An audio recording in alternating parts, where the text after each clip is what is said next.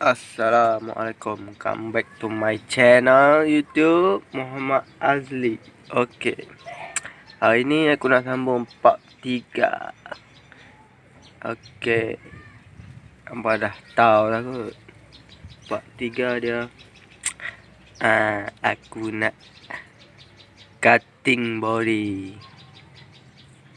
Sebelum bubuh clear, kita tonyong kita pasiak 1000 yang dah guna tu, kita bagi dia shining sikit, bagi dia body ke orang nampak dia lincin, baru kita semua clear, baru dia nice.